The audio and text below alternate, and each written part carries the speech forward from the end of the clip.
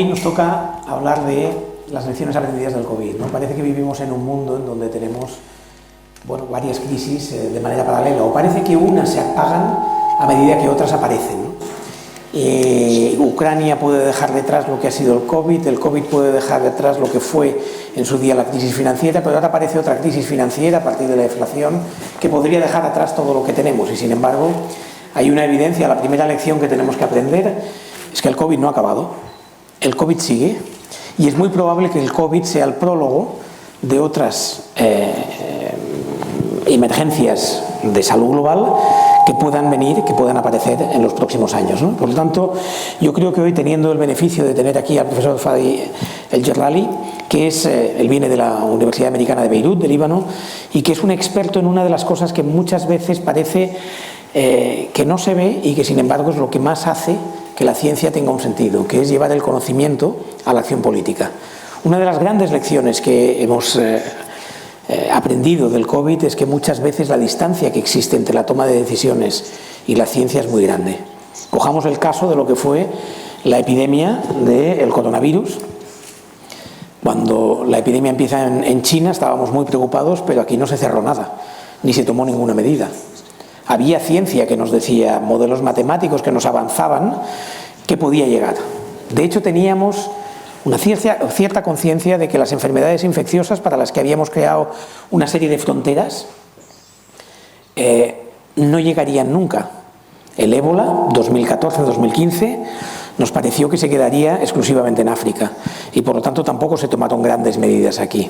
Para el ébola ni siquiera se trabajó en la posibilidad de una vacuna, que sí que existía, no como la del COVID, existía, se había probado, pero que no había sido llevado a la sociedad, se había quedado en las librerías de los laboratorios, por muchas razones que luego en el debate, si queréis, podemos profundizar, porque hoy no es el caso. Hoy es más qué lecciones hemos aprendido del COVID, y sobre todo, el COVID es una señal de alarma, pero nos dice algo de cara al futuro, hacia dónde tenemos que ir, qué es lo que tenemos que aprender, qué debemos de tener en cuenta en el mundo que viene, ¿no? Porque lo que sí sabemos es que va a haber más emergencias, no sabemos cuándo, ni sabemos dónde y si serán todas globales, pero va a haber más emergencias que afectarán a una parte importante del planeta, a una parte importante de la humanidad, y por lo tanto aquí tenemos que trabajar, ¿no? A mí me gustaría apuntar algunas de las lecciones que nos ha dejado esta epidemia, esta pandemia, o que nos está dejando esta pandemia, que insisto todavía está por ver cuándo podremos decir que está completamente controlada, y por lo tanto cuánto podremos decir que ya no la consideramos una pandemia, ¿no? La primera que nos ha dejado es una conciencia, una agenda diferente. Hasta ahora muchas veces considerábamos, pues, por ejemplo, el dinero de cooperación, la salud internacional, como una parte de los recursos que nos sobran a los países ricos para entregar a los países que no son tan ricos, ¿no? Y esa transferencia de recursos de un norte rico a un sur más pobre, pues se hacía en función de, no es una política pública, esto es algo que hacemos pues porque somos muy displicentes, ¿no? En el mejor de los casos, o porque éticamente consideramos que hay una serie de vidas humanas en peligro y que tenemos que actuar. Bien, eso se ha acabado por muchas razones. Primero, no hay un norte rico y un sur pobre. Hay poblaciones ricas y pobres en el norte y hay poblaciones ricas y pobres en el sur.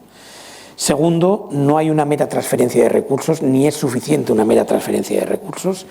Y tercero, aquellas barreras que hicieron que existiera un norte donde no había epidemias, donde no había enfermedades infecciosas, que habían quedado atrás desde la gripe de 1918, la denominada gripe española, que no solo fue en España, pero que en cualquier caso pues, tuvo unas dimensiones enormes a nivel global, como está teniendo la pandemia de COVID.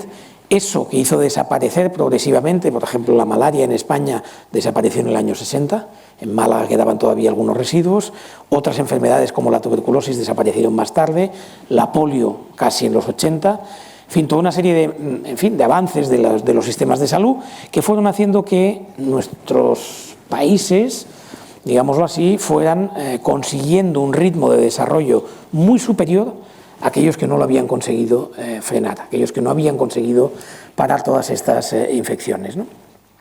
Sin embargo, esto se ha acabado. El ébola, como digo, puso punto final a la idea de que éramos indemnes, de que ya no éramos vulnerables, de que ya no nos hacía falta de alguna manera pensar que aquí una pandemia viene. Y ahí es donde digo la importancia de llevar la evidencia a la toma de decisiones. Aquí vimos lo que pasaba en China, pero aquí no llegará. Vimos que en Italia se cerraba la zona norte del país, pero aquí no llegará. Vimos que aquí empezábamos a cerrar y en Francia decían, aquí no llegará, porque nuestros sistemas de salud son mejores. Y vimos que en Francia se cerraba todo, pero en Gran Bretaña decían, no, somos una isla, tenemos un sistema muy fuerte, aquí no llegará. Bien, pues ese error es la primera lección que hemos de aprender, aquí llegará. Y la próxima epidemia, la próxima pandemia también llegará. Y llegará, entre otras cosas, porque en el ámbito de las enfermedades infecciosas tenemos muchos riesgos por delante y no son los únicos. Es más, algunos de ellos, y especialmente hoy, agradeciendo al IEMET y al Club de Roma, tenemos que focalizarnos también, pues especialmente en lo que es la región mediterránea. Buena parte de los riesgos que existen en el sur y en el este del Mediterráneo son riesgos que vamos a compartir completamente, tanto a nivel de enfermedades infecciosas como a nivel de otro tipo de emergencias que nos pueden venir como consecuencia del medio ambiente, del cambio climático y, por supuesto, del trasvase de gente, el flujo compartido en la globalización. ¿Qué ha pasado con el COVID? Lo que decía, primera lección, ya no somos vulnerables, ya no estamos indemnes frente a lo que pueden ser las nuevas emergencias. Segunda cuestión que debemos de aprender. La salud ha dejado de ser una commodity, ha dejado de ser algo por lo que pensamos que tenemos una vida que, bueno, pues lógicamente nuestros servicios de salud nos permiten vivir muchos años, es una seguridad, pasado a una agenda de seguridad. Hoy por hoy nuestra vida, nuestras vidas, dependen en gran parte de que seamos capaces de controlar una pandemia, tanto como de controlar una guerra y que no pase y no se extienda. Hoy por hoy nuestras vidas dependen de que pues un coronavirus se pueda frenar en todo el mundo, porque si no se frena en todos los países, si no se frena más allá de nuestras fronteras, aquí nos llegan mutaciones que pueden afectar incluso aquello que hace que frenemos aquí la expansión de la pandemia. Por lo tanto, hemos pasado de una agenda, digámoslo así, de bienestar a una agenda de seguridad. Sin salud a nivel global no tendremos seguridad. Esta es una nueva agenda, no la teníamos hasta ahora, ¿no? Y por lo tanto, estas dos cosas nos deberían hacer pensar de manera diferente. La primera es que necesitamos, y aquí es donde iremos un poco al concepto, ¿no? de lo que es la charla de hoy también, necesitamos pensar de manera diferente. Ya no nos sirven los nacionalismos para salir del concepto de las emergencias que nos vienen. Los estados por sí solos no van a hacer frente a la mayoría de problemas a los que nos vamos a enfrentar, ¿no? Necesitamos una gobernanza internacional diferente. Necesitamos, de alguna manera, que se tomen decisiones de manera colectiva y que esas decisiones no sean únicamente para nosotros, sino que sean para la globalidad de la población. Now probably we'll switch into English. Y ahora cambiaré al inglés, porque en 2 minutos le pasaré la palabra, profesor. Me gustaría decir que para aquellos de vosotros que no entendáis el inglés, os doy tiempo para que conectéis el receptor. ¿Estáis escuchando al intérprete o no? ¿Sí? ¿Tenéis al intérprete en el canal número 3? ¿Hay algún problema? Vamos a esperar. Por favor, hacedme una señal. Por favor, levantadme la mano si escucháis al intérprete. ¿Escucháis al intérprete por el canal 3? ¿Sí? Vale, estupendo. Muy bien, pues continuemos. Pues como decía, quisiera mirar hacia atrás para entender lo que ha ocurrido. Y lo que ocurrió es muy interesante, porque por primera vez en la historia hemos sido capaces de desarrollar, de hacer que la ciencia se ponga en acción en un periodo brevísimo de tiempo. Un mundo que se enfrentaba a una pandemia decidió que la herramienta principal que podíamos utilizar en términos de respuesta médica y respuesta política y respuesta estratégica era una vacuna. Una vacuna. Primero, porque la vacuna es la herramienta más eficaz desde el punto de vista de los costes que tenemos. Y antes del COVID se hizo un estudio por parte de la Johan University que demostraba que en los países de bajos ingresos, cuando inviertes $1 en vacunas, solo recuperas en términos de rendimiento $16. Pero esta no es la razón por la cual todos los países del mundo empezaron a invertir en ello. Lo que ocurrió es que todo se detuvo, el comercio, el turismo, las relaciones sociales, todo se cerró en banda. Y en aquel momento, la agenda de seguridad estableció que la única manera de poder abrirnos de nuevo y de controlar todo esto es teniendo una vacuna. Por lo tanto, para detener una pandemia necesitas de una vacuna, eso está claro. Pero no solamente necesitamos una vacuna que pueda ser accesible por parte de todo el mundo. Porque si no accede a ella todo el mundo, el problema es que el virus, todos los virus, tienen mutaciones, todos mutan. De manera que mientras menos personas estén inmunizadas, más el virus tendrá una nueva mutación, una nueva variedad, lo cual significa que en aquellos lugares donde no existe la inmunización, entonces tendrás mucha mayor capacidad para que el virus entre en una nueva versión que podría afectarnos a nosotros que hemos sido vacunados. Esa es la realidad. Por lo tanto, necesitamos la vacuna. Y de hecho se necesitó de 333 días desde que el genoma del virus fue identificado hasta el momento en el que tuvimos la primera vacuna de una mujer en Coventry. 333 días, repito, lo cual son 6 años menos que la vacuna más rápida hecha jamás. Normalmente para desarrollar una vacuna se necesita entre 10 y 20 años. Algunas vacunas ya han necesitado de más de 100 años para ser desarrolladas. Por lo tanto, fuimos muy rápidos. Teníamos una vacuna. Ahora, ¿cómo hacerla accesible a todo el mundo? Ese era el problema. Y el problema es que, muy bien, tenemos que crear una organización para comprar vacunas y para distribuirlas entre los países que no se las pueden permitir, que no pueden pagarlas. Hay que subvencionarles. ¿Por qué? ¿Porque son buenos? ¿Porque tienen la cara bonita? ¿Porque son nuestros amigos? No. Porque las fronteras ya no constituyen ningún tipo de barrera y necesitan estar tan seguros como nosotros, porque si no, no tendremos éxito. Y eso es cierto para todo el mundo, pero eso es incluso más cierto para el espacio mediterráneo, que es el lugar en el que vivimos. Por lo tanto, probablemente, cuando le pidamos al profesor Hani que nos hable sobre el tema de la salud pública y los responsables de toma de decisión, tenemos que entender lo que sucede en el Líbano. Él viene de Beirut, en Líbano. ¿Cuál es la diferencia entre los países, el país Israel, que es su vecino? Que el primer país que tuvo todas las vacunas, y Líbano, con un 30 o 35% de vacunación en los primeros años, pero ahora ni siquiera un 15% de personas vacunadas. Entre el Líbano e Israel, la frontera puede, digamos, actuar o convertirse en una barrera, pero no sucedió con España y Marruecos. Y por primera vez la Unión Europea actuó como Estado. Dijeron, muy bien, nosotros compraremos las vacunas para todos los ciudadanos europeos. Muy bien, ¿por qué? ¿Es solidaridad? No, es la misma lógica, porque en Alemania, que fue el único país del mundo que tenía la vacuna para toda su población en el primer año, solamente Alemania habría podido obtenerla muy rápidamente. Y Alemania dijo, si yo tengo la vacuna para todos los ciudadanos alemanes y no tengo la vacuna para los rumanos o para los portugueses, entonces tendré que cubrir toda la Unión Europea, porque Alemania estará cerrada.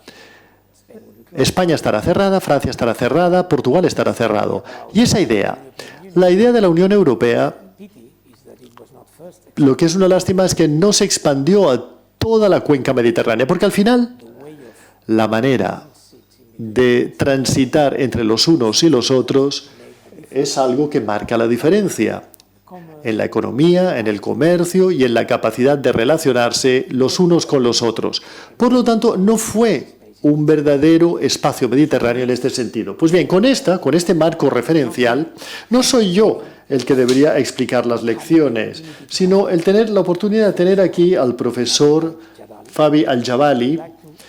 Me gustaría preguntarle, profesor, usted que dedica su tiempo a llevar la ciencia a la acción, la ciencia o el conocimiento en el proceso de toma de decisión, ¿qué es lo que falló?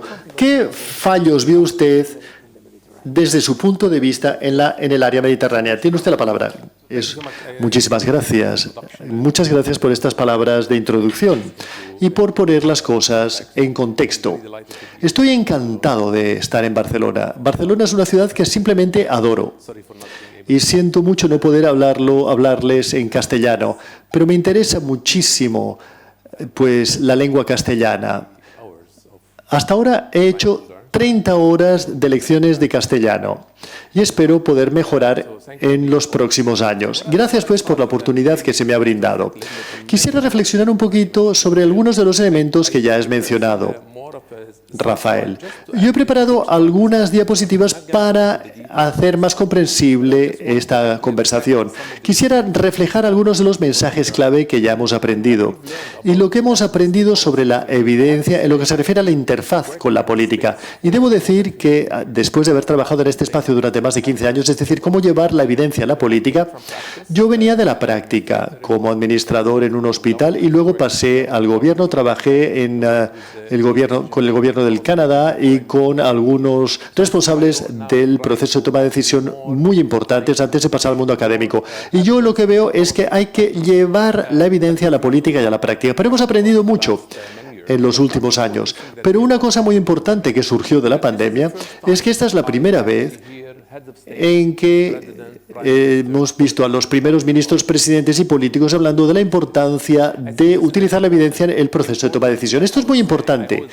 Yo siempre miro el vaso medio lleno, no medio vacío, y creo que es muy importante. Es un avance que se ha logrado. Ahora hay más reconocimiento del papel que desempeñan los datos y la respuesta en tiempo real en un momento de crisis. Y hemos aprendido mucho en los últimos 2 años, por lo menos, como resultado de la pandemia. Pero antes de continuar, quisiera enseñar unas diapositivas. Voy a revisarlas muy rápidamente y luego continuaremos. A ver, por favor, pongamos las diapositivas en pantalla. Están en inglés, pero bueno, no es un problema.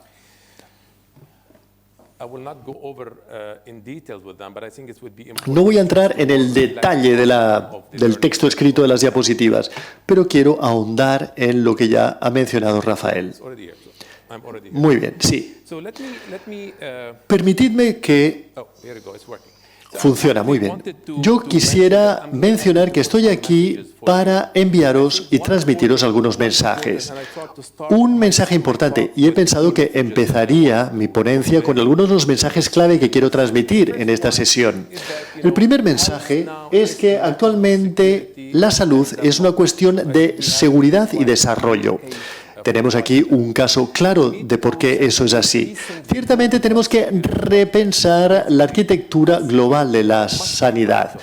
Es decir, la sanidad y la seguridad no pueden estar separados. Tenemos que reforzar la seguridad de la salud a través de un fortalecimiento de la resiliencia del sistema sanitario, y explicaré lo que estamos haciendo con el Banco Mundial y otros. Un sistema sanitario fuerte son los cimientos que le dan base a la cobertura sanitaria universal y a los sistemas de seguridad sanitaria en términos de acceso, distribución de las vacunas, etc. Y básicamente necesitamos analizar la reforma del sistema sanitario como parte de la reforma de todo el sistema de gobernanza. Y en el ejemplo particular de lo que yo aprendí en la cuenca mediterránea, el caso de España, por ejemplo, realmente han habido unos desafíos en un sistema que ya está descentralizado. El gobierno central de Madrid en comparación a las regiones y los gobiernos autonómicos a nivel regional. El tema de la coordinación, la información, etc. Es por eso que cuando hablamos de seguridad sanitaria, tenemos que centrarnos en cómo podemos detectar, evitar, detectar y responder a cualquier choque o pandemia o crisis. Estoy de acuerdo con Rafael. La siguiente crisis o el siguiente choque o la siguiente pandemia no es una cuestión hipotética. Ya, sabemos que es algo inevitable y que volverá a ocurrir. Y desgraciadamente, debo decir que si analizamos la emergencia de enfermedades contagiosas y lo que está ocurriendo con el cambio climático y la subida de las temperaturas, sabemos que habrá algún tipo de virus y de enfermedad contagiosa en un futuro. La cuestión es, ¿qué significa esto? Evidentemente que pondrá en peligro la salud colectiva en distintas regiones. Y hemos visto a partir de la pandemia que no podemos pensar únicamente en nuestra propia nación o de vacunar únicamente en nuestra propia región, porque tu seguridad y tu salud dependerá de la salud y de la seguridad de otras poblaciones. Y por eso hemos visto, desgraciadamente, un fracaso en la solidaridad global. Hemos testimoniado un fracaso en el enfoque moral en el proceso de toma de decisión a nivel global. Ciertamente, pues, la salud se convierte en una preocupación de seguridad nacional. Y esto es fundamental, algo fundamental sobre lo que tenemos que reflexionar. Hemos visto crisis sanitarias mundiales, incluso peores, pero sinceramente, para mí una crisis nos indica de qué está constituido el sistema. Y eso es muy importante. Es por eso que veréis que ¿por qué algunos países no lo han hecho bien en algunas pandemias? Al contrario de lo que la gente pensaba. Países que tenían una buena estrategia y que habían preparado el plan, fracasaron a nivel de práctica. ¿Por qué? Si analizamos España en el año 2017, hubo algunas señales de advertencia que venían, existía una estrategia, pero no hubo acción, porque el sistema pensó que estábamos preparados y que éramos resilientes, pero a la práctica, a nivel de implementación, simplemente fracasamos ante estos desafíos. Se trata de un reto en términos de cómo pensamos en todo esto. Ahora bien, no voy a entrar en los detalles, pero ciertamente ustedes ya saben mucho sobre lo que tenemos. Hemos analizado la experiencia de algunos países del primer mundo, incluyendo España, Italia, Francia. Italia y España fueron el epicentro de la pandemia. Hubo algunas respuestas atrasadas, una decisión adaptada en tiempo real muy limitada, falta y escasez de recursos en los hospitales y todo el mundo la gente mayor se vio afectada debido a la demografía española. Hubo un fracaso a nivel de gestión, sistemas descentralizados y centrales, un entorno político polarizado en este sentido. No hubo un enfoque ni una transparencia inclusive. Y eso lo hemos visto en España y en otros países también, Italia, Francia y también en toda la región. Por ejemplo, en la zona oriental del Mediterráneo vimos que es una región que representa el 9% de la población mundial, pero el 64% de la población afectada de COVID. Yo vengo de un país en donde tenemos 1,5 millones de refugiados, en un país de 4,5 millones. Imaginaros un país que ha aumentado su población entre un 35 y un 40% en menos de un año. ¿Qué le ocurrirá a los recursos, infraestructuras, sectores sociales, sanitarios, etcétera? Tenemos que entender, por lo tanto, la realidad. Pero si analizamos nuestra región, el desafío, digamos, del cambio climático, el cambio, la movilidad. Muchos países no invirtieron en la infraestructura sanitaria, con un sistema muy frágil. Y es por eso que si analizamos la situación, tenemos desigualdades socioeconómicas. Tenemos desigualdades en lo que se refiere al acceso, tenemos pobreza, también tenemos un problema con la seguridad alimentaria y todo esto constituye auténticos retos. Con la UNPD acabamos de publicar y analizamos la colaboración multisectorial, porque hemos visto con la COVID-19 que necesitamos que distintos sectores se unan. De hecho, hemos visto mucha variación entre países. No voy a entrar, repito, en los detalles, pero para indicar que no ha habido un sistema suficiente y bien preparado para actuar y responder ante la pandemia. Y la solución es, estamos preparados para el siguiente choque y utilizo el término crisis y choque aposta y no el término pandemia, porque cuando hablamos de un choque y una crisis están es algo que engloba mucho más que no simplemente el término pandemia. Podemos tener un choque en un país que no puede ser no es necesariamente una pandemia, puede ser otro tipo de choque. Por lo tanto, ¿cómo podemos aprender activamente lo que hemos visto en la pandemia y no tener una reacción aleatoria en relación a lo que hemos visto en otros países? No voy a entrar en los detalles, pero ciertamente lo que hemos visto en los distintos países mediterráneos, hemos visto un espacio limitado de respuesta. Los sistemas de suministro de los gobiernos se han visto obstaculizados. Mucha desigualdad en términos de los movimientos económicos y poca capacidad de reacción, poca, digamos, supervisión y aislamiento, el reto de mantener los servicios básicos, especialmente durante el confinamiento. Esto fue muy difícil y es aquí donde muchos gobiernos empezaron a ver la intersección entre la salud y la protección social y económica en relación a las personas más pobres y menos privilegiadas que no podían llevar comida a sus mesas. Por lo tanto, existían algunas deficiencias estructurales en los sistemas sanitarios del Mediterráneo. Esto es muy importante en términos de falta de un plan de emergencia, falta de liderazgo. Hubo un esfuerzo débil para implicarnos con los otros factores sociales y políticos. Y a esto me refería cuando decía la intersección entre la evidencia y la política. Debo decir que en una época de crisis existen muchas incertidumbres y hacemos una síntesis y un análisis constantes. No tienes a veces una evidencia concluyente, pero tienes suficiente evidencia. La pregunta, ¿hasta qué punto los sistemas políticos permiten que los técnicos puedan aportar su experiencia a la hora de tomar una decisión? Es por eso que hemos visto que la Organización Mundial de la Salud intentaba difundir e informar a los países miembros sobre los datos, la evidencia y las medidas eficientes. Pero hemos visto distintas variaciones de cómo los países utilizan este tipo de evidencia basada en los datos. ¿Por qué? Porque existía un dilema, un intercambio entre la salud, la economía y otros factores sociales y políticos. Y esto es un auténtico problema. Lo hemos visto entre los distintos países e incluso dentro de un país. En un país como España hemos visto una tensión entre el gobierno central y el gobierno regional. Por lo tanto, cuando se obstaculiza la cadena de suministro médica, hubo faltas y escasez de miembros del personal y del sistema de información. Hemos visto la pandemia. Hubo un problema terrible con la infodemia. ¿Cómo tratamos los malos datos, los datos erróneos o ¿Cuánta gente no quiso vacunarse porque les parecía que formaba parte de la teoría de la conspiración? ¿Cuál fue el papel que desempeñó la ciencia? ¿Hasta qué punto fuimos capaces de luchar contra este tipo de información errónea? Digamos, esto ha sido muy difícil. ¿Y qué significa cuando se trata de movilizar o de movernos hacia adelante? Y por eso he querido poner aquí, yo argumento que tenemos que pensar en la salud global. Y esto es muy importante. Es muy importante asegurarnos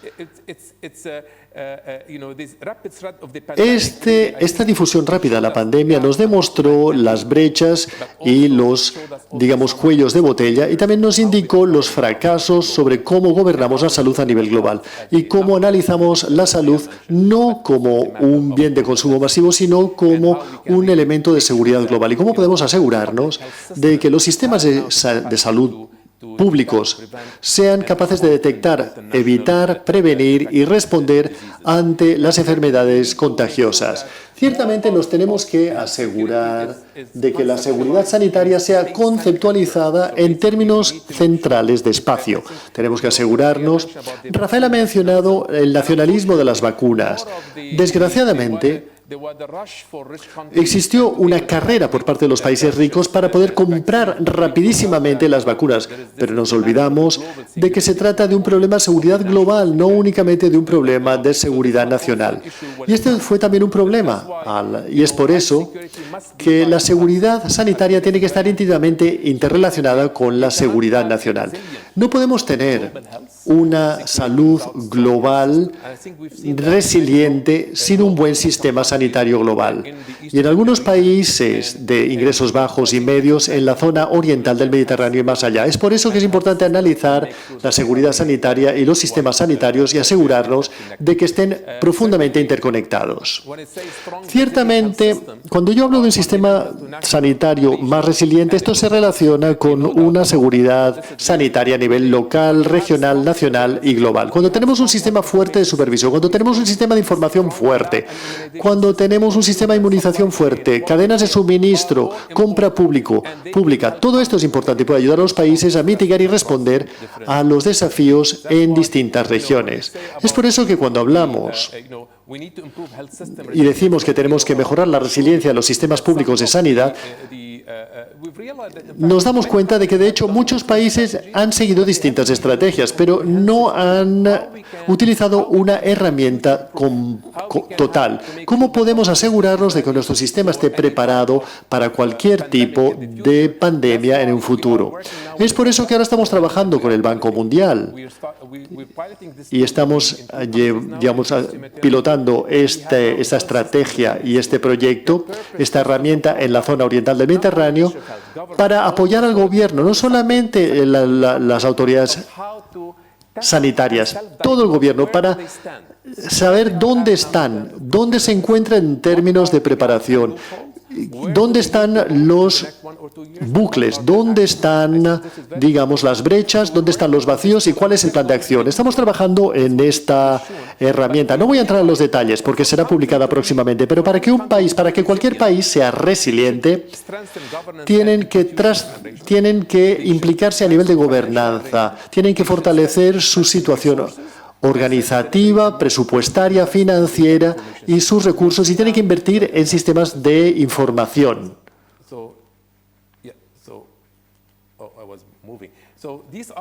Estos son los 4 pilares que componen la herramienta y tienen indicadores específicos. Cada país puede obtener su tarjeta de puntuación como resultado de esta herramienta. Y por eso digo que ahora los países se tienen que medir en términos de preparación ante un choque potencial. ¿Cómo tratamos este choque? ¿Cómo lo podemos gestionar? ¿Y cómo podemos recuperarnos del choque? Básicamente, todo esto es en términos de absorber y adaptar la capacidad.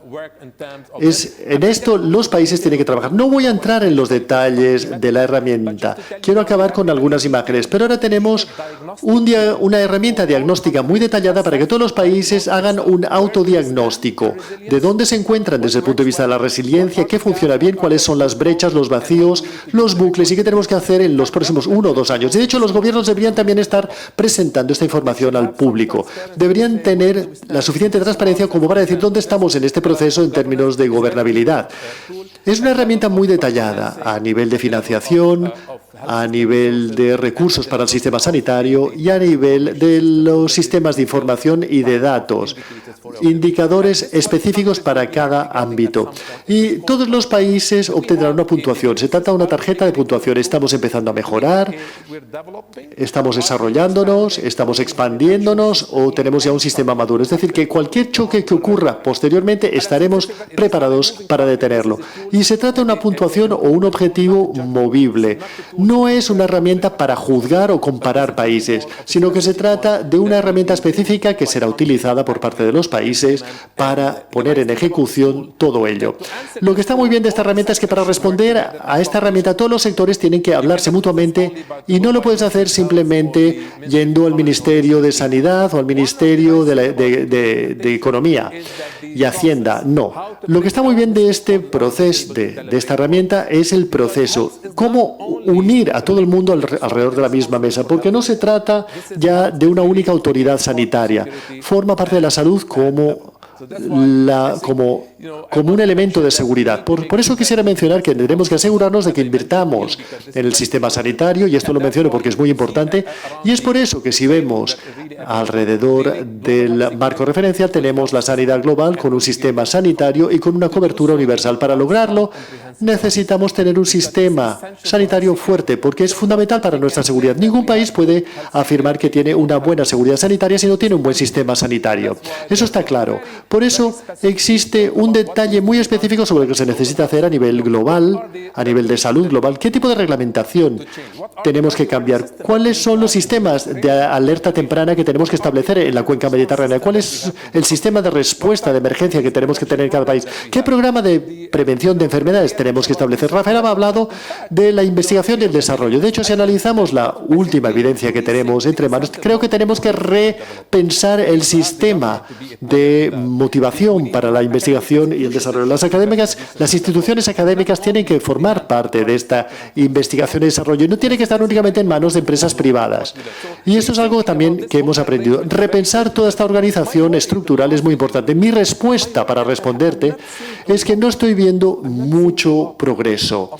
No estoy viendo muchas intervenciones eficaces por parte de los gobiernos a nivel nacional y global para, de alguna manera, poner a la práctica estas lecciones que hemos aprendido. Y esto es lo que me preocupa. ¿Y cuál es la razón de esto? Entre todos los desafíos a los que nos hemos enfrentado durante los más de 2 años, todavía no estamos preparándonos para la siguiente pandemia de manera seria. Esto es fundamental y sé que se puede responder con muchas dimensiones, pero estamos hablando de la salud pública. La gente pensaba que podemos luchar contra el COVID-19 abriendo más hospitales y más instalaciones sanitarias. De hecho, hemos visto que para ganar la batalla contra la COVID-19 necesitamos de acción intersectorial y informando y empoderando a los ciudadanos e implicándonos con la oposición en el sistema político, etcétera, etcétera. Es decir, que hemos visto distintas maneras de hacerlo y por eso tenemos que analizar la salud pública no como simplemente un sistema de hospitales públicos, sino más allá. Y por eso quisiera acabar diciendo que ciertamente, para ser resilientes, necesitamos tener una política de preparación multisectorial, no sometida a prueba y a la práctica, no pura retórica. Tenemos que invertir en el sistema para reorientarlo de un sistema que se basa en la cura de los ya enfermos a un sistema que evite y prevenga. En Egipto es interesante, acaban de legalizar, tienen una ley para una cobertura universal. Ahora será algo obligatorio. Es un mensaje para el público para asegurarse de que todo el mundo pueda acceder a un paquete de beneficios en común. Y el liderazgo y la respuesta de todo el gobierno ante la pandemia y la implicación de las comunidades y de las organizaciones de la sociedad civil, las decisiones a nivel de la pandemia no pueden estar únicamente en manos del gobierno. El gobierno debería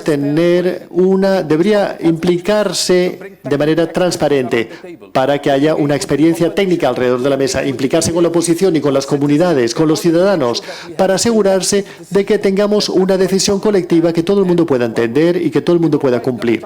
¿Sabéis por qué algunos países, en muchos países, muchos ciudadanos no cumplían con las medidas tomadas por los gobiernos, como por ejemplo el confinamiento o el aislamiento, etcétera? Sencillamente porque en algunos países los ciudadanos y ciudadanas no confían en sus gobiernos. Esto lo tengo que decir. El cumplimiento de las medidas contra la COVID dependerá también de cuánto confían los ciudadanos y ciudadanas en sus gobiernos y hasta qué punto utilizan la evidencia y los datos para tomar sus decisiones. Por eso la implicación de las comunidades, asegurándonos de que tengamos un sistema y analizando la salud desde todo punto de vista. Y por eso que tenemos que hablar con los distintos sectores implicados. Es una evaluación reflexiva de la situación de cómo España, el Líbano, Canadá y Francia se han publicado muchos artículos y muchas publicaciones. Países que pensaban que estaban preparadísimos para la pandemia, de hecho fracasaron estrepitosamente más que ningún otro país. Por lo tanto, hay algo que se debería hacer al respecto y es por eso que la utilización de los datos, remitiéndome de nuevo a la interficie entre el conocimiento y la política, necesitamos de una mayor institucionalización para el uso de datos de alta calidad y de la evidencia a la hora de tomar una decisión. Cada afirmación que se realiza por parte de las personas responsables de las decisiones tiene que ser apoyada por la evidencia y datos de alta calidad.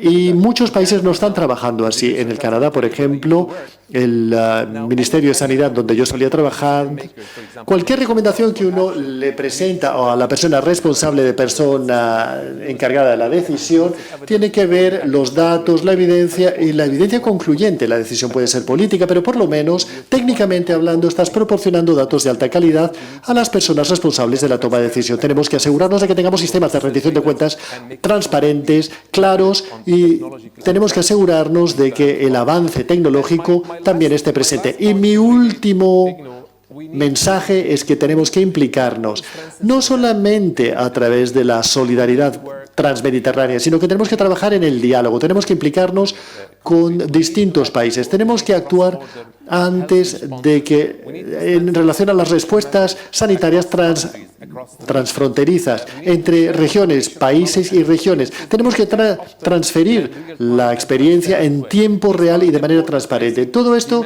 es una dimensión importantísima sobre la que tenemos que trabajar. Y para acabar, diré que tenemos que analizar la gobernanza global. Sí, la OMS ha aprendido muchísimo de la pandemia y cualquier otra organización internacional del sistema de las Naciones Unidas también ha aprendido la lección. El mejor lugar para tomar decisiones sobre la salud global no es una única entidad, sino que son muchos sectores, muchas entidades, muchas instituciones. ¿Cómo podemos asegurarnos de que realmente, reconozcamos nuestras diferencias, pero también tenemos que tener solidaridad, coherencia y más coordinación de las decisiones y un mensaje único transmitido a nivel global en el momento de una crisis global y para una respuesta global? Gracias. Gracias, profesor. Empezar a pensar las preguntas que queráis hacer, porque abriremos el espacio para preguntas, lógicamente, las inquietudes que puedan generar. Yo voy a dialogar un poco con él sobre algunos de los temas que nos ha comentado, pero irlas pensando a medida que queráis levantar la mano. Si no, los 20 minutos finales nos quedarán para preguntas, pero si tenéis alguna pregunta, podéis. Aquí ya tenemos una primera pregunta. ¿La queréis lanzar ahora o esperamos un poco? Aquí tenemos otra. Vamos a abrir el debate, pues entonces abramos lo primero entre el público y luego ya continuaremos.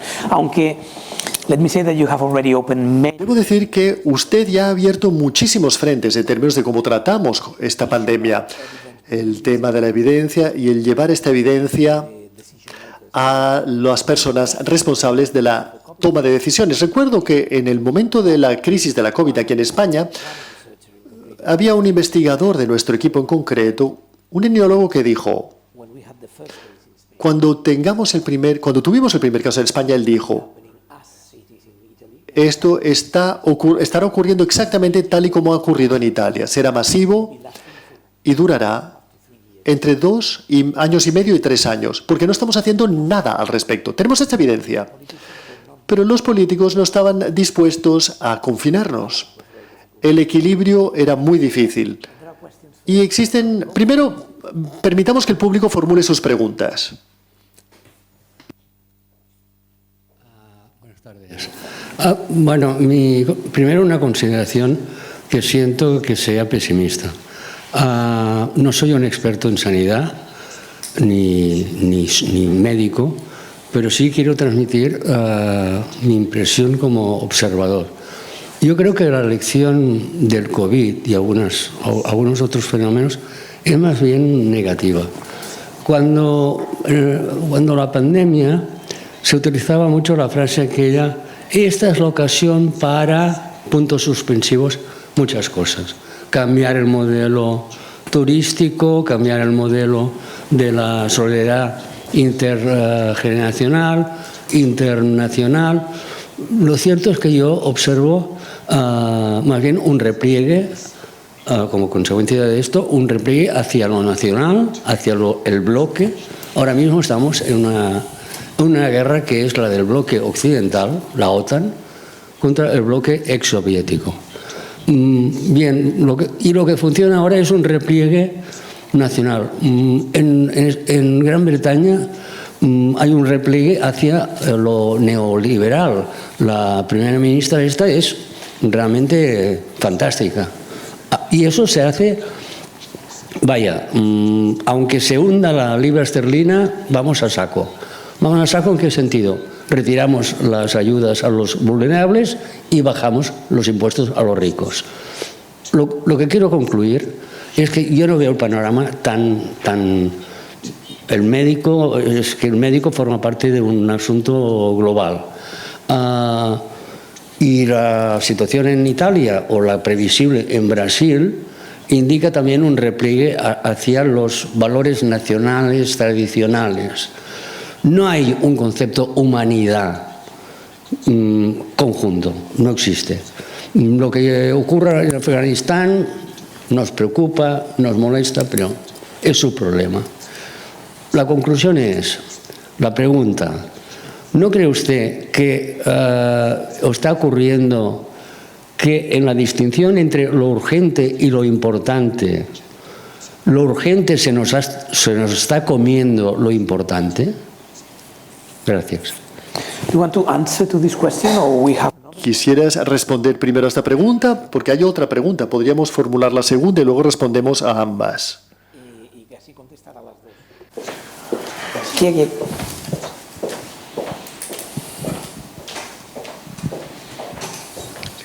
Gracias por la presentación. Thank you so much for the good presentation. I think it's a little... Creo que es un poquito utópica su presentación, pero estoy de acuerdo. Es bueno y positivo ser optimista. Ojalá que se cumpla en el futuro, pero estoy de acuerdo con el otro la persona de la audiencia de que no estamos yendo en un mundo global. In fact, I doubt the authority of the European... Dudo la autoridad de la Organización Mundial de la Salud o de cualquier autoridad mundial sanitaria. Por favor, si usted puede contradecir mi opinión, dígamelo. Sanitaria, y no creo que la OMS lo esté cumpliendo. Quisiera mencionar que si hemos aprendido, y quisiera preguntar si hemos aprendido algo entre los diferentes países. Por ejemplo, la forma en que China ha hecho su control sanitario nos sirve como buen ejemplo o no lo podemos aceptar en una sociedad democrática. Quisiera saber si el hecho de que se haga una vacuna en Rusia, diferente del resto del mundo, es un buen ejemplo o no podemos aprender unos de otros. El hecho de cómo se llevó la pandemia en la India, donde había millones de personas acumuladas, muchedumbres atrapadas en los lugares públicos, nos ha servido para aprender algo. Hay big data, hay evidencia científica de que en realidad da lo mismo todas estas medidas sanitarias, todas las restricciones, porque el virus depende más de condiciones climáticas tropicales que de otros temas. Por supuesto que la vacuna es el número uno, pero los otros factores son realmente tan importantes. ¿Hemos aprendido algo unos países de otros? Nada más. So probably we can go first to the... Quizás podríamos hablar primero del nacionalismo y el repliegue en lo propio y luego podríamos hablar de las respuestas globales. Ambas son preguntas muy importantes, debo decir. Podríamos hablar mucho y largo sobre esto. Estoy de acuerdo con los dos. Yo tengo la misma preocupación que usted, porque en el momento de la pandemia pensábamos que, de hecho, nuestros países empezarían a pensar de una manera más igualitaria y más global y teniendo un enfoque basado en la humanidad a la hora de tomar sus decisiones. Desgraciadamente hemos visto que debido a la pandemia muchos países se han convertido en lugares proteccionistas y solo piensan en sus propios ciudadanos y sus propias fronteras. Y esto es lo peor que habría podido ocurrir en el momento de la pandemia. Estoy de acuerdo con usted. Yo creo que, el desafío al que nos enfrentamos a nivel mundial es sobre la rendición de cuentas. El sistema de rendición de cuentas, ¿quién es el responsable? ¿Cómo podemos promocionar este tipo de rendición de cuentas a nivel global? Cuando pensamos en las Naciones Unidas, pensamos en una institución que se concentra muchísimo en la situación colectiva, en los problemas colectivos, un enfoque de resolución colectiva de los problemas.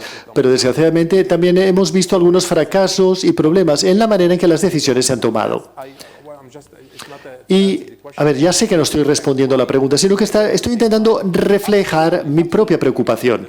Sin lugar a dudas, lo urgente se está comiendo lo que es importante, como usted ha dicho.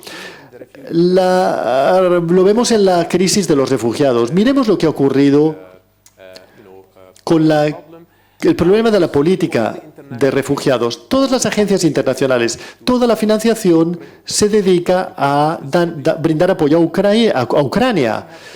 Pero lo que hemos hecho en términos de apoyar las operaciones para los países que estaban teniendo terribles problemas con los refugiados, Jordania y el Líbano, debido a la crisis siria. Es decir, que saltar de una crisis a la otra porque es urgente no significa que hayas resuelto la crisis anterior. De hecho, la situación incluso podría empeorar porque no has cerrado el ciclo o el círculo.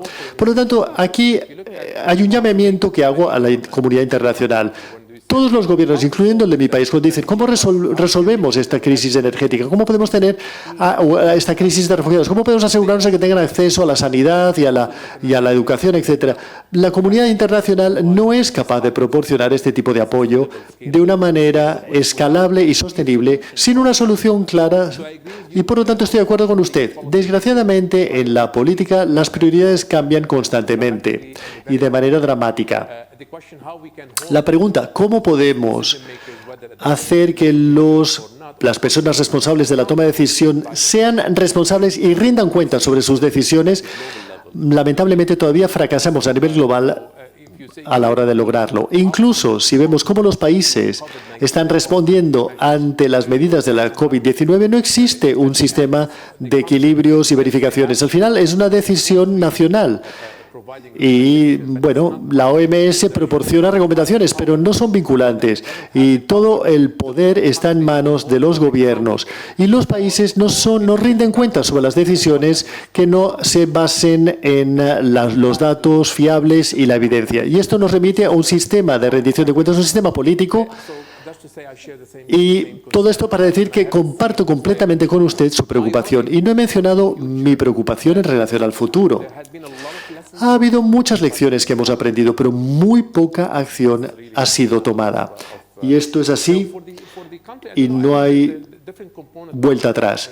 En cuanto a sus reflexiones, hay muchos factores que están en juego, porque algunos países han tenido más éxito a la hora de imaginarse la transmisión del virus en comparación a otros países. Podemos hablar del clima, de la realidad demográfica, del sistema, pero es sorprendente que vimos algunos países ricos que esperábamos que tuviesen una respuesta mejor, no la tuvieron. Y digamos que solíamos saber, y estamos de hecho convencidos en el pasado, de que los países de ingresos bajos o medios siempre pueden aprender de los países de ingresos altos. De hecho, durante la pandemia os puedo decir que los países de altos ingresos habrían podido aprender mucho más de los países de ingresos medios y bajos de cómo gestionar la pandemia.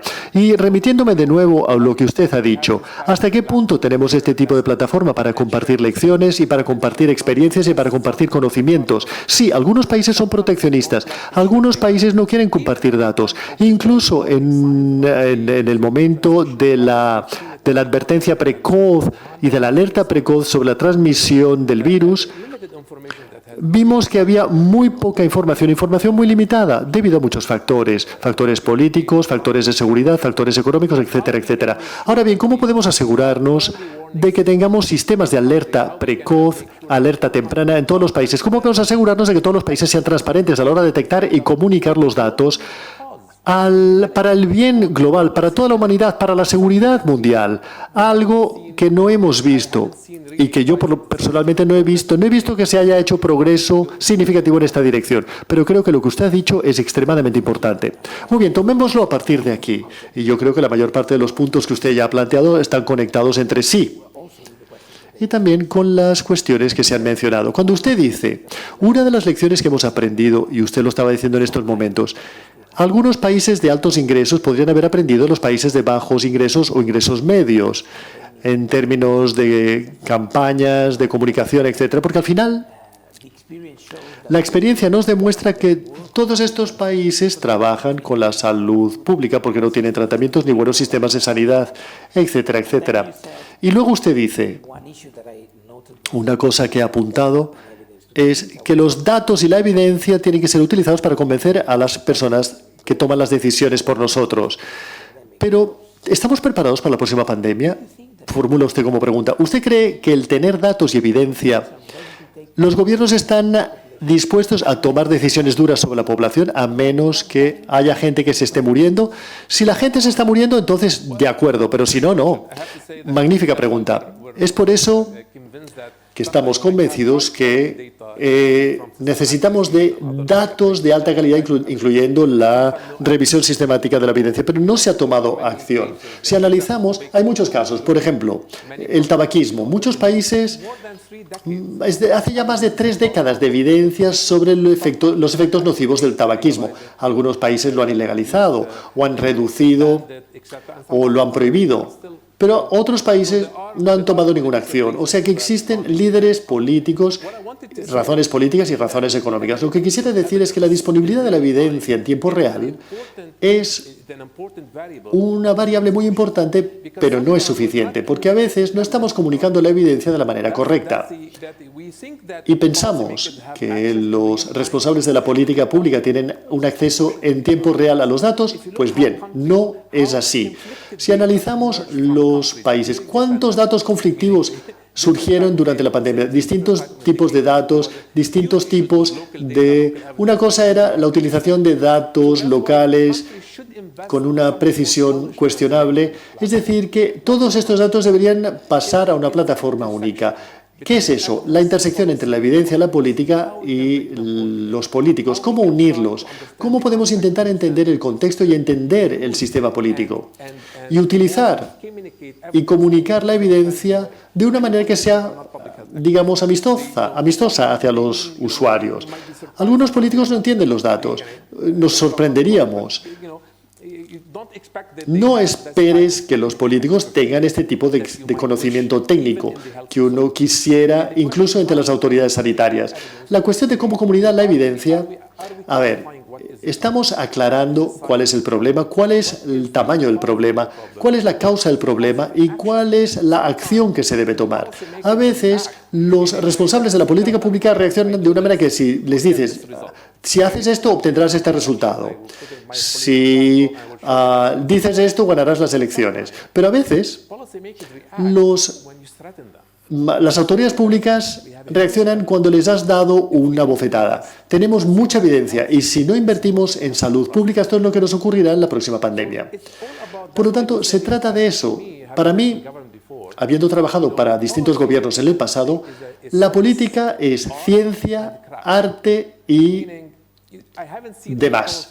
No he visto ninguna política en el mundo que sea 100%, que esté 100% basada en evidencia. Me lamento mucho decirlo porque yo trabajo en ese espacio, pero es importante cómo asegurarnos de que tengamos una estructura y unos procesos y unos incentivos para asegurarnos de que la evidencia y los datos de alta calidad sean siempre utilizados como un insumo en el proceso de toma de decisión. Por eso muchos países actualmente están invirtiendo en crear estas plataformas y las entidades tienen que aportar estos factores de una manera institucionalizada. O sea que básicamente cualquier ley propuesta en el Parlamento y en la legislación tiene que ser escrutinizada en relación a la evidencia, tiene que ser diseccionada para ver hasta qué punto la evidencia de alta calidad ha sido tomada en cuenta y para informar a las personas responsables de la toma de decisión sobre lo mismo. Por ejemplo, en mi centro trabajamos durísimamente para comunicar de una manera amistosa a los políticos para informar su situación. Decirles, muy bien, tienes que invertir. Existe evidencia aquí de que esto lo podríamos hacer, lo ponemos de una manera que sea fácil de entender. Y es por eso que los políticos siempre les gusta escuchar la música, no siempre el ruido. Los técnicos siempre dicen, problema, problema, problema, el gobierno no está haciendo lo que debe. A los políticos no les gusta escuchar ese ruido. A los políticos les gusta decir, dime cuál es el problema y dime cuál es la solución para el problema. Si no hay solución, no voy a actuar. Y es por eso que hemos aprendido en los últimos años cómo ser estratégicos, cómo crear un ímpetu, cómo asegurarnos de que ahora haya receptividad, cómo utilizar los medios de comunicación de masa. Mirad, los medios de comunicación de masa son una fuente importantísima de información para darle forma a la opinión pública. Y no me refiero únicamente a la radio, a la televisión, sino las redes sociales.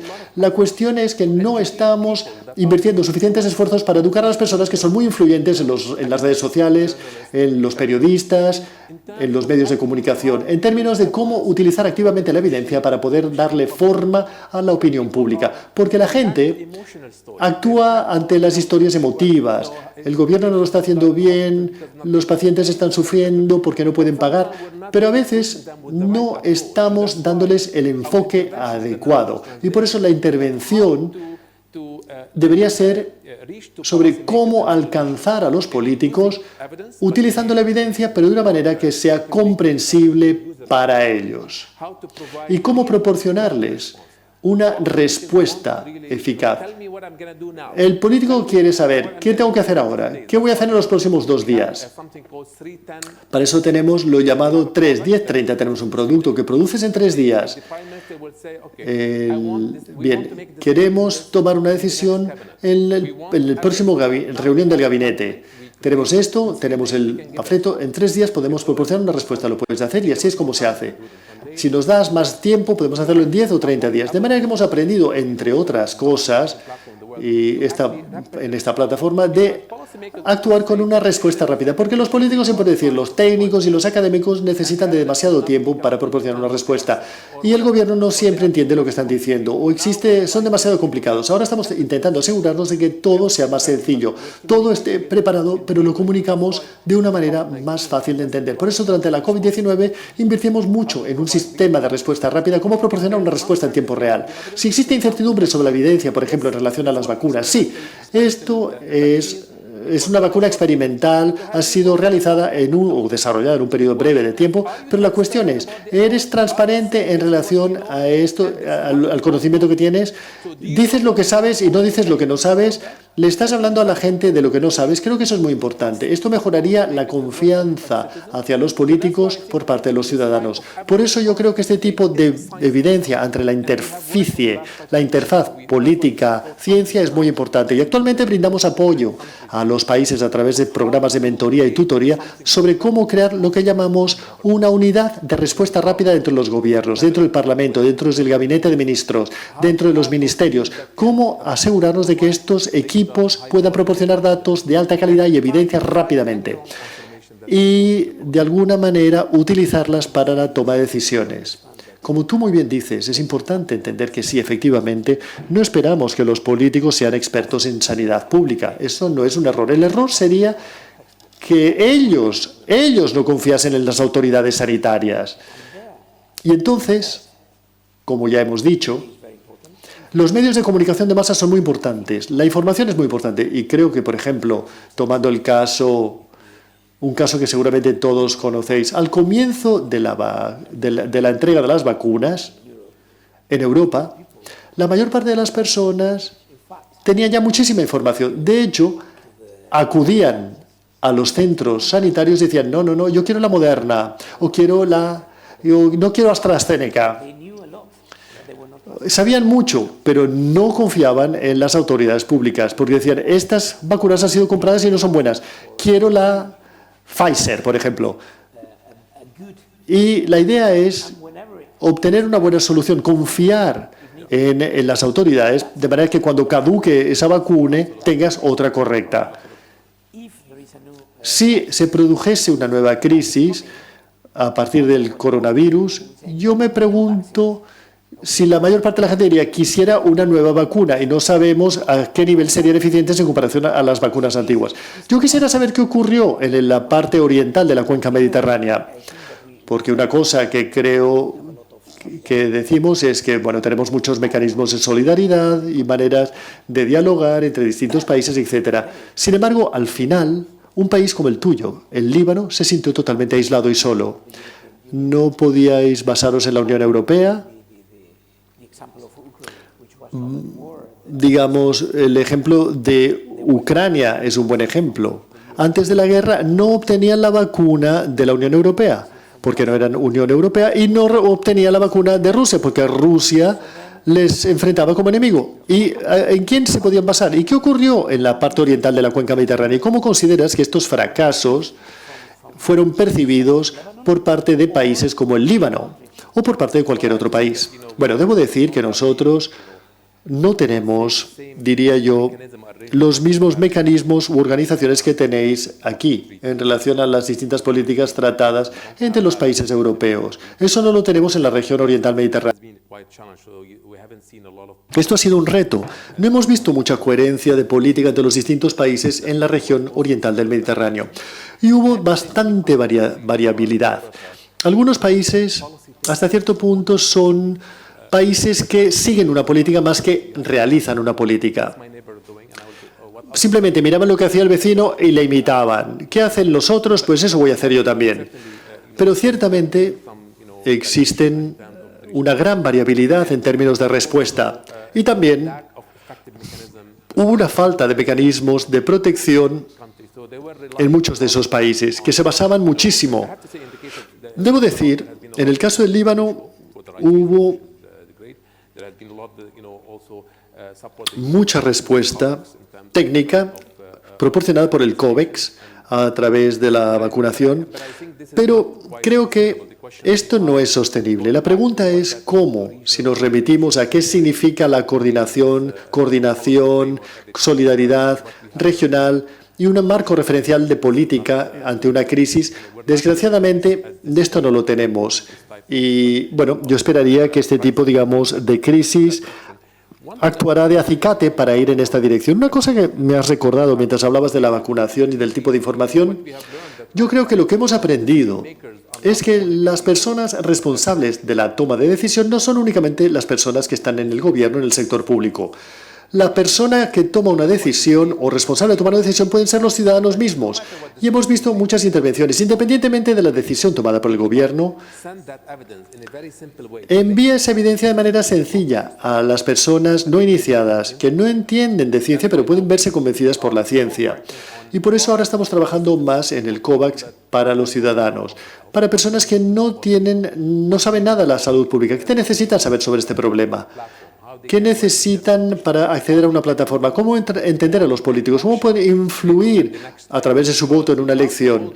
¿Cómo hacer que los políticos rindan cuentas en base a la evidencia? Yo creo que tenemos que trabajar sobre el ciudadano, tenemos que trabajar sobre las comunidades, tenemos que trabajar con los influencers. En el Líbano tenemos que pasar por los municipios, los influyentes y las ONGs. A veces las decisiones o la evidencia solamente debería ir hacia arriba, pero de hecho tiene que ir hacia arriba y hacia abajo, pero con distintas modalidades. La misma evidencia tiene que ser adaptada y personalizada al público, pero en el momento de la pandemia teníamos que trabajar hacia arriba y hacia abajo. Hay una, dos. Vamos con estas dos. Muchas gracias. Ya lo aguanto, muchas gracias. Muchas gracias. Ha sido una generosa exposición por parte de los dos.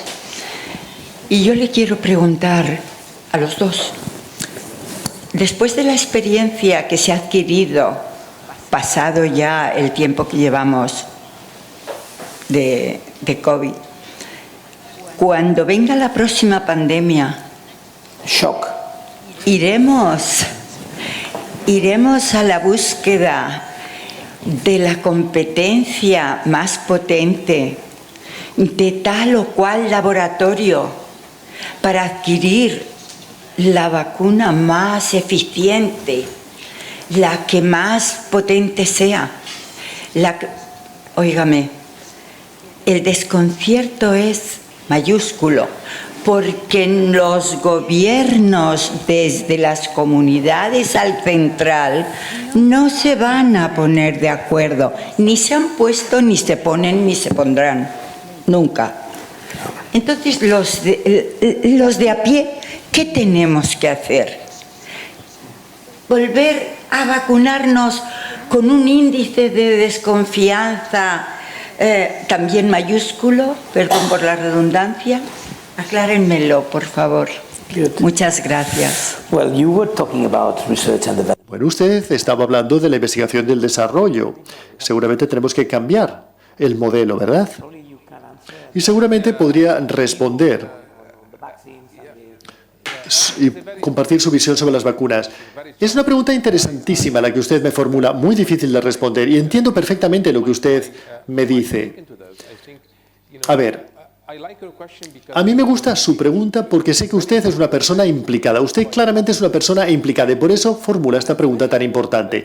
Y es muy importante crear un mecanismo para que haya una verdadera implicación del ciudadano de a pie en el proceso de toma de decisiones. El ciudadano no puede ser simplemente un recipiente pasivo de las decisiones del gobierno, porque usted ha formulado la pregunta correcta sobre cómo se toman las decisiones. Y usted tiene todo el derecho de preguntar sobre qué base se ha decidido esto, qué evidencia han utilizado, qué datos han utilizado. y su opinión debería también ser tomada en cuenta en el proceso de toma de decisiones. Y esto lo tenemos que ver en las comunidades. Mi preocupación es que el enfoque de arriba hacia abajo desde la crisis es muy peligrosa, porque es un grupo pequeñito de personas que toman decisiones sin tener una actitud incluyente y transparente. Me ha gustado mucho su pregunta. Lamentablemente no tengo una respuesta, ya sé que no le estoy respondiendo, pero lo que quiero decir es que esto es exactamente el tipo de ciudadano implicado e informado que queremos, como usted. Y es por eso que usted tenemos un papel. Tenemos el papel de empoderar a los ciudadanos con la información correcta, proporcionándoles información de una manera sencilla, fácil de comprender. Explíqueme lo que necesito saber. Explíqueme qué es lo que tengo que preguntar. Infórmeme de qué tipo de preguntas debo formular a mi político representante. Y de esta manera empoderar al ciudadano es un factor importantísimo para que un político rinda cuentas. Lo peor que podría ocurrir en cualquier sistema político es que los ciudadanos no estén implicados, que solo sean recipientes pasivos o simplemente personas que no confían en los gobiernos, o sea, que no cumplen las normas. Y por eso necesitamos de una mayor ciudadanía implicada, con grupos de reflexión en las comunidades sobre ese es el mejor modelo para estar mejor informados. Bien, abundando en su pregunta sobre la investigación y el desarrollo, yo diría que en la zona mediterránea mucho más habría podido ser hecho en términos de producción de vacunas y de tratamientos. Yo conozco exactamente la situación que existe en Líbano y en Egipto. Y no tienen ninguna respuesta basada en el conocimiento. Y esto es una lástima, porque en un momento dado eso habría podido multiplicar la acción de las vacunas.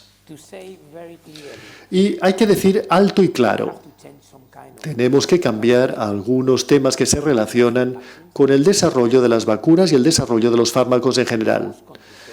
Incluso, digamos, las reglamentaciones. La mayor parte de los países se basan en las reglamentaciones internacionales porque no tienen la capacidad de reglamentar ellos mismos y están esperando a tomar decisiones en base a lo que hacen los otros. Pero ahora voy a pasar al castellano. A una parte de su pregunta, ¿no?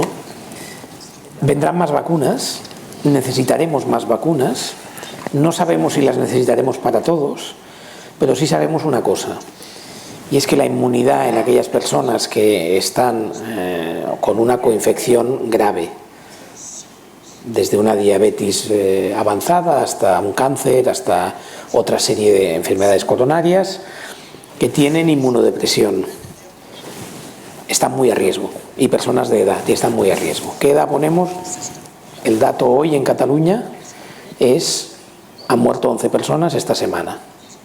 Es decir, mucho, poco, o si tenemos en cuenta que de tráfico mueren 3, pues es 3 veces más, o 4 veces más. Todavía estamos multiplicando por 4. Discúlpeme, se ha dado el dato hoy, de que en UCI, en Cataluña, no hay nadie. En el Hospital del Mar. En el Hospital del Mar hay 400 personas en Cataluña, en UCIs. 400 personas ingresadas.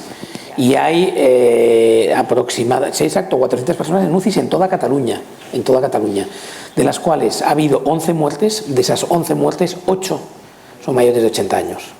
8. Y 2 son personas no vacunadas. Nos queda una que sea un caso normal, ¿no?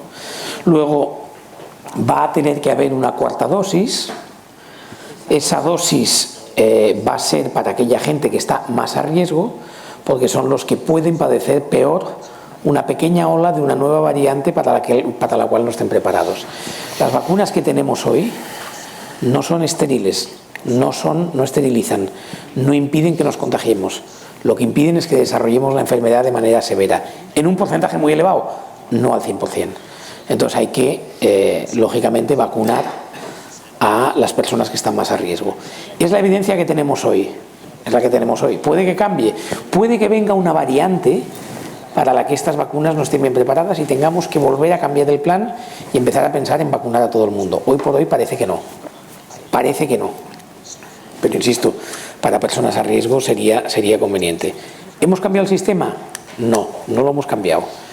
El sistema de investigación y desarrollo sigue siendo el que hay Y hay un tema, you mentioned that, which is... Usted ha mencionado una cosa, los gobiernos han pagado toda la investigación final porque la industria no ha pagado el presupuesto. Las vacunas fueron pagadas anticipadamente como riesgo asumido por el país. Pero los países tienen el poder de decir, esto deberías colocar esto aquí o allá. No, el poder estaba en las manos de la industria farmacéutica, aunque no habían pagado por la vacuna. No asumieron el riesgo. El riesgo fue asumido a nivel público. Y esto es una brecha que deberíamos evitar. ¿Cómo es posible que estemos pagando por ello, pero al final no podamos decidir dónde se distribuye la producción de estas vacunas? Por eso, la estructura de incentivos para la investigación y desarrollo tiene que ser revisado. Yo creo que queda una pregunta ya y con ella quizás vamos a ir cerrando. Buenas tardes. Buenas tardes. Una pregunta para el ponente que supongo que conocerá, de un país que está al lado del suyo. En el caso de Israel fue famoso porque fue el que se dijo que era el primero que había conseguido vacunación de toda la población. La duda es, supongo que desde luego la población, los ciudadanos israelíes judíos la obtuvieron todos. La duda es, ¿los ciudadanos judíos árabes la obtuvieron también con la misma facilidad? Y luego, ¿los habitantes de Israel que no tienen nacionalidad israelí la consiguieron también?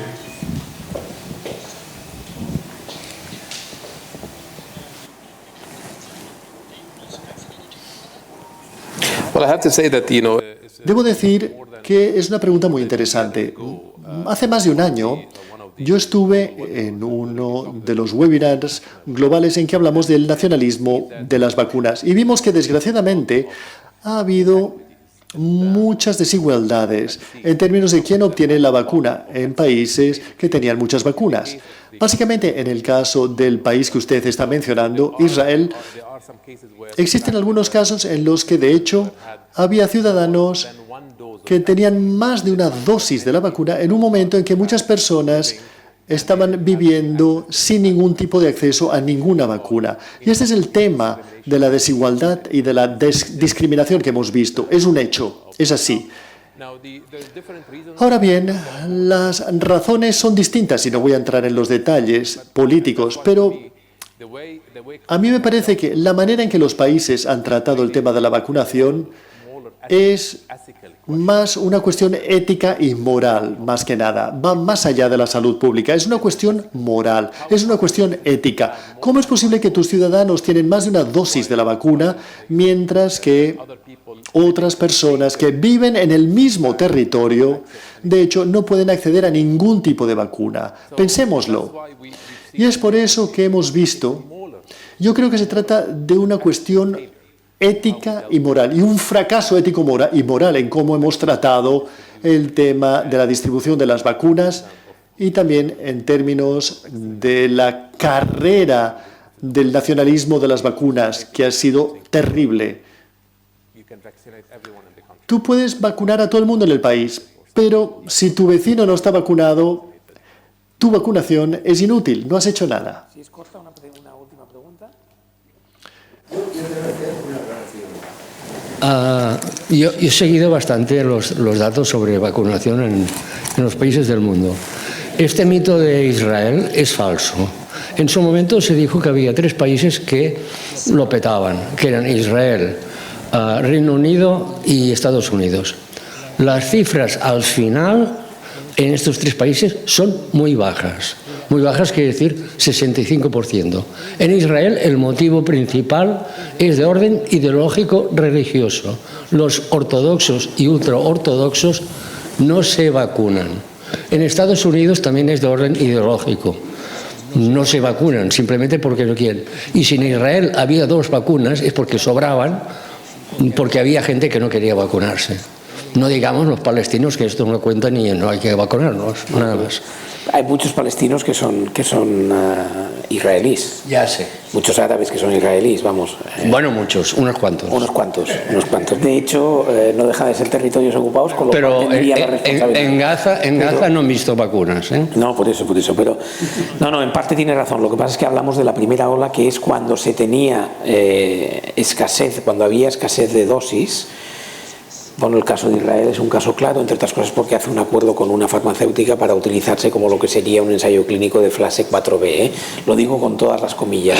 Y por aclarar el dato, son 400 ingresos hospitalarios lo que tenemos ahora en Cataluña. De ellos, un 10% son UCIs y 11 muertos. Esto lo he visto esta mañana porque además he preguntado el número de muertos. Me equivoqué, que era en el Hospital del Mar. Entonces, sí. Pero no sé si if you want to say a final. Quisiera transmitir algún mensaje final. Después de todas sus reflexiones e ideas, yo creo que existen algunas lecciones, efectivamente. Y podríamos estar un poquitín más preparados. Yo no creo que hayamos creado una gran capacidad arquitectónica en nuestra estructura sanitaria para estar preparados ante un nuevo shock.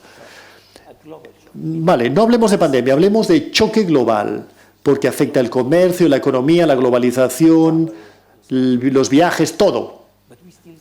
Pero todavía no tenemos, y seguramente usted ha leído el último libro de Bill Gates, que dice que necesitamos de algún tipo de bombero universal, bomberos, un cuerpo de bomberos universal para todo el mundo, para evitar una nueva pandemia.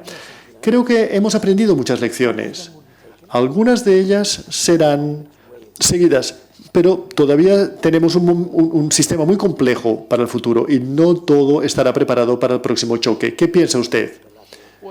Usted tiene la última palabra. Pues bien, yo creo que mucho se podría decir al respecto, pero muy brevemente debo decir que, remitiéndome de nuevo a lo que usted ha mencionado sobre la urgencia y lo importante, lo que hemos visto es que la intervención de los países para fortalecer su resiliencia en sus sistemas en base a las lecciones aprendidas por la pandemia no solamente es importante, sino que también es urgente.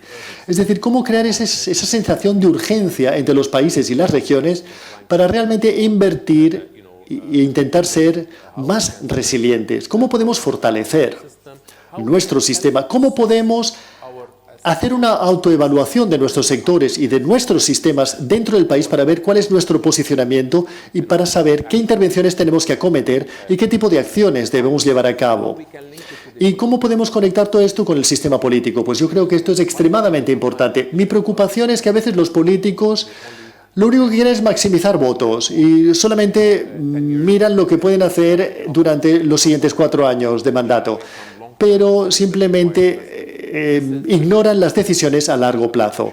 Y esto es muy importante, es una cuestión de seguridad nacional y global.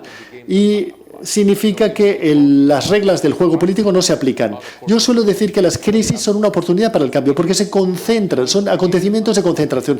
Las reglas del juego no se aplican. Todos estamos en la misma barca. O todos sobrevivimos o todos morimos. Y yo creo que es un mensaje que se debe transmitir muy claramente a todos los políticos a nivel nacional, internacionales, a todos los donantes y fundaciones para asegurarnos de que tomemos estas lecciones. Basta ya de hablar de lecciones aprendidas. Pasemos ahora a la acción. Durante los últimos años se ha hablado muchísimo sobre las lecciones aprendidas, pero muy poco se ha hecho a nivel de acción. Es decir, ¿cómo podemos llevar esas lecciones aprendidas y convertirlas en acciones? Ahora vemos planes a corto plazo de cómo podemos convertirlas en acción, cómo podemos introducirlas en el programa gubernamental, cómo podemos asegurarnos de que estén cubiertas presupuestariamente y cómo podemos asegurarnos de que esto de alguna manera se filtre en las actividades cotidianas de los ministerios y departamentos. Esto es lo que yo espero ver. Y a partir de esta sesión espero que algunas de estas visiones puedan convertirse en realidad en el futuro. Gracias. Muchas gracias, profesor Galvani. Ha sido un gran placer tenerle aquí en Barcelona. En Barcelona siempre es un gran placer tener una visión desde la otra orilla de esta región que compartimos en común. Muchas gracias al Instituto Europeo del Mediterráneo. Y gracias, señor Lanaspa, del Club de Roma, y en nombre de la Fundación La Caixa, gracias por habernos invitados a este magnífico Paloma Calla. Gracias a todos por su asistencia. Gracias.